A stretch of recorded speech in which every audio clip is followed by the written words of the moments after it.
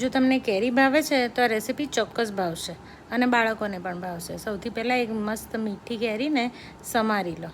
હવે એક મિક્સરના જારમાં 1 કપ ઝીણી સોજી, અડધો કપ ખાંડ અને થોડો ઇલાયચી પાવડર નાખી અને સારી રીતે ચર્ન કરી લો. હવે કાચના બાઉલમાં કાઢી લો. 1 કપ કેરીને મિક્સરના જારમાં લઈ અડધો કપ મલાઈવાળું દૂધ નાખવાનું છે. એકદમ સારી રીતે ક્રશ કરી લો અને ક્રશ કરેલા સોજી અને ખાંડની અંદર નાખી મિક્સ કરી લો. હવે આ બેટરને 30 મિનિટ માટે સેટ થવા દો. અડધો કલાક પછી બેટરને ચેક કરશો તો થોડું ઠીક થઈ ગયું હશે.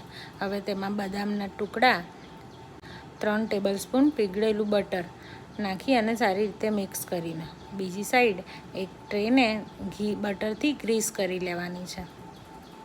આમાં મેં બદામ નાખી છે, પણ તમે કેસર કે કોઈ પણ બીજું ડ્રાયફ્રૂટ પણ એડ કરી શકો. હવે ગ્રીસ કરેલી ટ્રેમાં આ બેટર ઉમેરવાનું છે. એ પહેલાં 1 ટીસ્પૂન બેકિંગ પાવડર નાખવાનો છે. બેકિંગ પાવડરને હળવા હાથે મિક્સ કરી લેવાનું છે. બધું બેટર ટ્રેમાં એડ કરી અને માઇક્રોવેવમાં 5 મિનિટ માટે માઇક્રો કરી લેવાનું છે. ઉપર થોડી પિસ્તાની કતરણ મેં નાખેલી છે. તમે ઈચ્છો તો બીજું કંઈ પણ નાખી શકો.